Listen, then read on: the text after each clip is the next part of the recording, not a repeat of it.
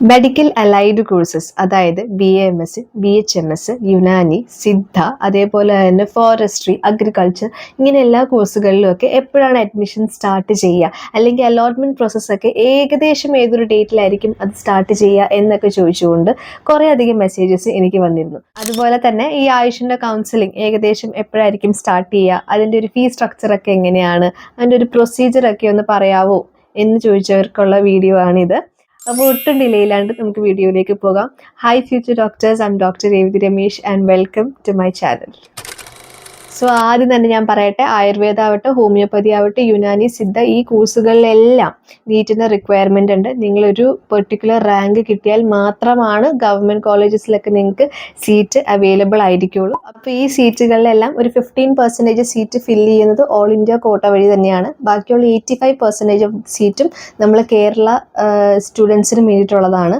അതപ്പോൾ അതിൻ്റെ കൗൺസിലിങ്ങും നടക്കാൻ പോകുന്നത് ce.kerala.gov.in ആ ഒരു സൈറ്റിൽ തന്നെ ആയിരിക്കും. ആയുഷിൻ്റെ പോർട്ടലും ഓപ്പൺ ആകും, ഉടനെ തന്നെ ഓപ്പൺ ആകും. അപ്പോൾ ഇതൊരു കഴിഞ്ഞ വർഷത്തെ ഒരു രീതി വെച്ചിട്ട് നോക്കുമ്പോഴും അതിൻ്റെ മുൻ വർഷങ്ങളിലും വന്നൊരു രീതി എന്ന് പറയുമ്പോൾ നമ്മുടെ MBBS BDSൻ്റെ ഒരു ഫസ്റ്റ് അലോട്ട്മെൻറ്റിൻ്റെ ഇത് റിലീസായി കഴിഞ്ഞാൽ ഉടനെ തന്നെ ആയിരിക്കും ആയുഷിൻ്റെ കൗൺസിലിങ്ങും സ്റ്റാർട്ട് ചെയ്യുക. അതായത് ആ 85% സീറ്റ്സിന് വേണ്ടിയിട്ടുള്ള BAMSഉം അതേപോലെ തന്നെ BHMS, Unani, Siddha, forestry, agriculture എന്നീ കോഴ്സുകൾക്കൊക്കെ വേണ്ടിയിട്ടുള്ള അഡ്മിഷനും ഏകദേശം ആ ഒരു ടൈം ലൈനിൽ തന്നെയായിരിക്കും സ്റ്റാർട്ട് ചെയ്യുന്നുണ്ടാവുക. സോ നിലവിൽ നടന്നുകൊണ്ടിരിക്കുന്നത് MBBS BDSൻ്റെ ഒക്കെ ഓപ്ഷൻ ഫില്ലിംഗ് അലോട്ട്മെൻറ്റ് പ്രോസസ്സാണ്. അപ്പോൾ ഫസ്റ്റ് അലോട്ട്മെൻറ്റ് കഴിഞ്ഞ് കഴിയുമ്പോൾ ഉടനെ തന്നെ ഈ ആയുഷിൻ്റെ പോർട്ടലും ഓപ്പൺ ആവുന്നതായിരിക്കും. ഇനി അലോട്ട്മെൻറ്റിൽ എങ്ങനെയാണ് പാർട്ടിസിപ്പേറ്റ് ചെയ്യേണ്ടത് എന്നും കൂടെ ഞാൻ ഒന്ന് പറഞ്ഞു പോവാം.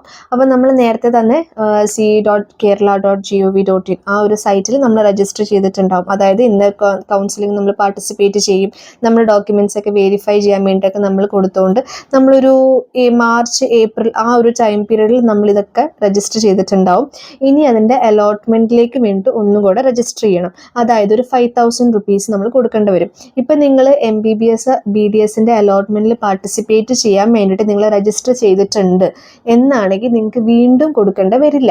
അതിപ്പോൾ ചില പെർട്ടിക്കുലർ കാറ്റഗറിയിലാണെങ്കിൽ, അതായത് ഞാൻ ഇവിടെ മെൻഷൻ ചെയ്യാം, ഈ ഒരു കാറ്റഗറി പെട്ടവർക്കാണെങ്കിൽ 500 രൂപയാണ് അതിൻ്റെ രജിസ്ട്രേഷൻ ഫീസ്.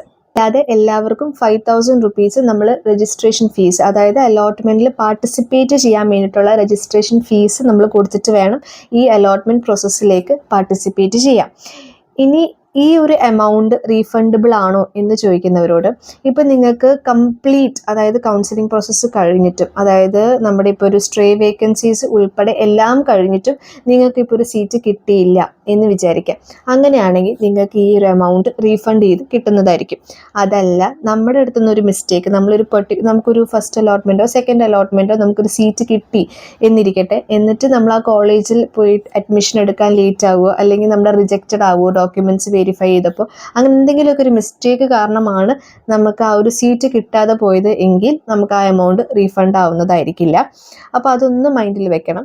ഒരു ഡൗട്ട് വരാമെന്ന് വെച്ചാൽ, ഇപ്പോൾ MBBS BDSന് നമ്മൾ അലോട്ട്മെൻറ്റ് പ്രോസസ്സിന് രജിസ്റ്റർ ചെയ്യാൻ വേണ്ടിയിട്ട് ഒരു 5,000 rupees കൊടുത്തിട്ടുണ്ട് എന്നാണെങ്കിൽ ഈ BAMS അതേപോലെ തന്നെ BHMS കോഴ്സുകൾക്കൊക്കെ വേണ്ടി രജിസ്റ്റർ ചെയ്യാൻ വീണ്ടും കൊടുക്കണോ? അങ്ങനെ കൊടുക്കേണ്ട ആവശ്യമില്ല.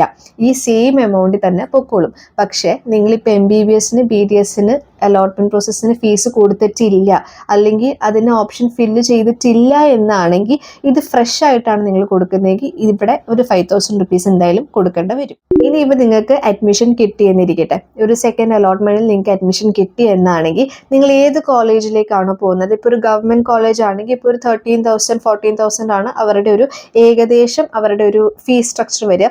അപ്പോൾ അതിൻ്റെ അകത്തുനിന്ന് ഡിഡക്റ്റ് ചെയ്തിട്ട്, അതായത് 13,000 5,000 ഡിഡക്റ്റ് ചെയ്തിട്ട് ബാക്കിയുള്ളൊരു എമൗണ്ട് ആയിരിക്കും നിങ്ങൾ അവിടെ പേ ചെയ്യേണ്ടതുണ്ടാവുക. അപ്പോൾ ആ ഒരു എമൗണ്ട് അങ്ങനെ അത് ബാലൻസ് ചെയ്ത് പൊക്കോളും. ഇനി ഇതിൻ്റെ അലോട്ട്മെൻറ്റ് പ്രോസസ്സിലേക്ക് പോകാം. ഇതും ഏകദേശം MBBS BDSൻ്റെ പോലെ തന്നെ നിങ്ങൾക്ക് നോട്ടിഫിക്കേഷൻ വരും, ഓപ്ഷൻ ഫില്ല് ചെയ്യാനുള്ള നോട്ടിഫിക്കേഷൻ വരും. അത് നിങ്ങളുടെ ചോയ്സ് അനുസരിച്ച്, നിങ്ങളുടെ പ്രയോറിറ്റീസ് അനുസരിച്ച് നന്നായിട്ട് ഒന്ന് ലിസ്റ്റ് ചെയ്ത് ഇപ്പോഴേ വയ്ക്കുക. ആ ലിസ്റ്റ് അനുസരിച്ച് നിങ്ങളത് ഫില്ല് ചെയ്ത് കൊടുക്കുക. അത് കഴിഞ്ഞിട്ട് ഉടനെ തന്നെ അതിൻ്റെ നെക്സ്റ്റ് ഡേ, മോസ്റ്റ് പ്രോബബ്ലി അതിൻ്റെ നെക്സ്റ്റ് ഡേ, അതായത് ഓപ്ഷൻ ഫില്ലിംഗ് കഴിഞ്ഞിട്ടുള്ള നെക്സ്റ്റ് ഡേ തന്നെ ഏകദേശം അതിൻ്റെ ഒരു പ്രൊവിഷണൽ അലോട്ട്മെൻറ്റ് ലിസ്റ്റ് പബ്ലിഷ് ചെയ്യും. അത് കഴിയുമ്പോൾ നിങ്ങൾക്ക് നെക്സ്റ്റ് ഡേ തന്നെ അലോട്ട്മെൻറ്റ് കിട്ടും.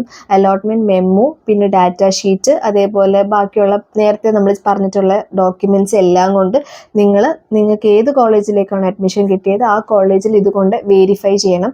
ബാക്കിയുള്ള ഫീസ് അടയ്ക്കാനുള്ള പ്രൊസീജിയേഴ്സ് അങ്ങനെ ഇതെല്ലാം നിങ്ങൾ ചെയ്യേണ്ടതാണ്. ഇനിയിപ്പോൾ ഒരു ഡൗട്ട് വരാനുള്ള ചാൻസ് എന്ന് വെച്ചാൽ, ഇപ്പോൾ BAMSന് നിങ്ങൾക്ക് അഡ്മിഷൻ കിട്ടി, ഒരു ഫസ്റ്റ് അലോട്ട്മെൻറ്റിൽ തന്നെ നിങ്ങൾക്ക് അഡ്മിഷൻ കിട്ടി എന്ന് വിചാരിക്കാം. ആൻഡ് നിങ്ങൾക്കത് ഒന്ന് അപ്സ്കെയിൽ ചെയ്യാൻ താല്പര്യമുണ്ട്, അല്ലെങ്കിൽ ഹയർ ഓപ്ഷൻ MBBSന് നിങ്ങൾ കൊടുത്തിട്ടുണ്ടായിരുന്നു. ആൻഡ് MBBSൻ്റെ ഒരു ഒരു സ്ട്രേ വേക്കൻസീസിലോ അല്ലെങ്കിൽ സ്പോട്ട് അലോട്ട്മെൻറ്റിലൊക്കെ നിങ്ങൾക്ക് ഒരു സീറ്റ് കിട്ടി എന്നാണ് നിങ്ങൾക്ക് അങ്ങോട്ടേക്ക് അപ്ഗ്രേഡ് ചെയ്യാൻ പറ്റുമോ എന്നായിരിക്കും അല്ലേ? തീർച്ചയായിട്ടും പറ്റും. നിങ്ങൾക്ക് ഇവിടുന്ന്, അതായത് BAMSൽ നിന്ന് നിങ്ങൾക്ക് MBBSലേക്ക് അപ്ഗ്രേഡേഷൻ ഈ അലോട്ട്മെൻറ്റ് പ്രോസസ്സ് വഴി പോസിബിൾ തന്നെയാണ്. പക്ഷേ നിങ്ങളൊരു കാര്യം നോട്ട് ചെയ്യേണ്ടത് എന്താണെന്ന് വെച്ചാൽ, നിങ്ങൾക്ക് ആദ്യം ഏത് കോളേജിലാണോ അഡ്മിഷൻ കിട്ടുന്നത് അവിടെ പോയി നിങ്ങളുടെ വെരിഫിക്കേഷൻസ് ഒക്കെ നിങ്ങൾ ചെയ്തിരിക്കണം. നിങ്ങൾ ആ ഒരു കോളേജിലേക്ക് നിങ്ങൾ അഡ്മിഷൻ എടുത്തിരിക്കണം. എന്നാൽ മാത്രമാണ് നിങ്ങൾക്ക് അത് അപ്ഗ്രേഡ് ചെയ്ത് പോകാൻ പറ്റുള്ളൂ. അതല്ല നിങ്ങൾ ആ ഒരു കോളേജിനെ നെഗ്ലക്റ്റ് ചെയ്ത് കഴിഞ്ഞ് കഴിഞ്ഞാൽ നിങ്ങൾക്ക് വീണ്ടും പിന്നെ അലോട്ട്മെൻറ്റ് പ്രോസസ്സിൽ പാർട്ടിസിപ്പേറ്റ് ചെയ്യാൻ പോലും പറ്റാത്തൊരു സാഹചര്യം കണ്ടിട്ടുണ്ട്. അപ്പോൾ ആ ഒരു മിസ്റ്റേക്ക് നിങ്ങൾ എന്തായാലും അവോയ്ഡ് ചെയ്യണം. അപ്പോൾ ഓട്ടോമാറ്റിക്കലി ഫസ്റ്റ് അലോട്ട്മെൻറ്റ് കഴിഞ്ഞ് കഴിയുമ്പോൾ സെക്കൻഡ് അലോട്ട്മെൻറ്റ് ഇതേപോലെ വരും. അതിൻ്റെ അകത്ത് കിട്ടാത്തവർക്ക് സെക്കൻഡ് അലോട്ട്മെൻറ്റിൽ ചാൻസ് ഉണ്ട്. അത് കഴിഞ്ഞ് കഴിയുമ്പോൾ തേർഡ് അലോട്ട്മെൻറ്റ് വരും. തേർഡ് അലോട്ട്മെൻറ്റിലും ഫില്ലാവാത്ത സീറ്റുകളെല്ലാം സ്ട്രേ വേക്കൻസീസ് ആയിട്ട് വന്ന് അതിൻ്റെ അകത്തും ആ വഴി ബാക്കിയുള്ള നമ്മൾ ചോയ്സ് ഫില്ല് ചെയ്തനുസരിച്ച് നമുക്ക് അലോട്ട്മെൻറ്റ് കിട്ടുന്നതായിരിക്കും. സോ അപ്പോൾ ഇതാണ് ഒരു ബേസിക് ആയിട്ടുള്ള നമ്മുടെ ഈ ഒരു BAMS BHMSൻ്റെ ഒക്കെ കൗൺസിലിംഗ് പ്രോസസ്സിനെ കുറിച്ചുള്ള ഒരു ബേസിക് ഐഡിയ. അപ്പോൾ എനിക്ക് തോന്നുന്നു ഈ ഒരു വീഡിയോ നിങ്ങൾക്ക് യൂസ്ഫുൾ ആകുമെന്ന് ഞാൻ വിചാരിക്കുന്നു. അപ്പോൾ മറ്റൊരു വീഡിയോ ആയിട്ട് കാണുന്നവരെ ബൈ, സീ യു സൂൺ.